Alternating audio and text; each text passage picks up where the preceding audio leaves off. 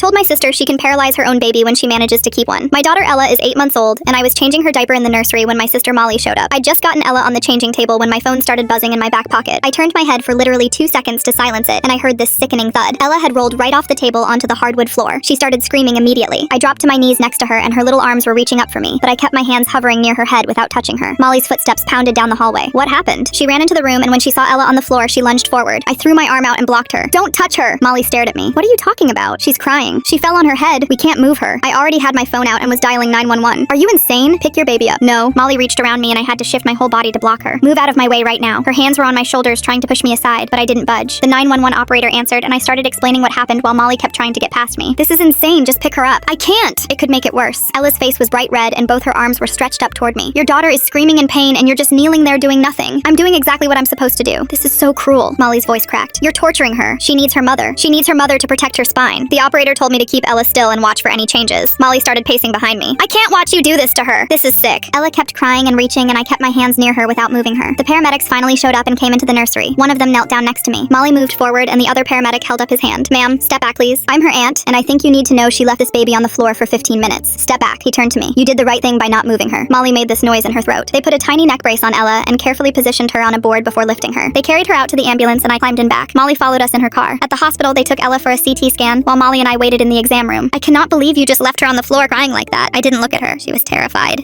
She didn't understand why her mother wouldn't hold her. If I moved her, it could have paralyzed her. You don't know that. Exactly. I don't know, so I did the safest thing. Molly sat down. Any normal mother would have comforted their child. You neglected her. She kept talking about how I was cold and how she would never let a baby suffer like that. The doctor finally came in holding a tablet. Ella is completely fine. No fractures, no bleeding, no signs of injury at all. I put my face in my hands and started crying with relief. The doctor smiled. Babies are strong. The fall wasn't from high enough to cause damage, but you did the right thing bringing her in. Molly stood up. See? She was fine the whole time and you traumatized her for nothing. I wiped my eyes and looked at her. She could have had a spinal injury, but she didn't, so you put her through hell for nothing. Honestly, I'm questioning if you're fit to be alone with her. Something inside me snapped. You know what, Molly? When you manage to keep a baby long enough to have one fall off something, you can paralyze it however you want. Molly went completely silent, then her eyes filled with tears. How dare you? Her voice was shaking. You know what I've been through. I've lost 4 pregnancies and you're throwing that in my face? I shrugged. You just attacked me for an hour for keeping my baby safe. She walked toward the door and stopped. Don't contact me until you apologize for what you said. Then she left. The nurse brought Ella back to me about 10 minutes later, and she was already smiling and grabbing at my hair like nothing had happened. I never sent that apology.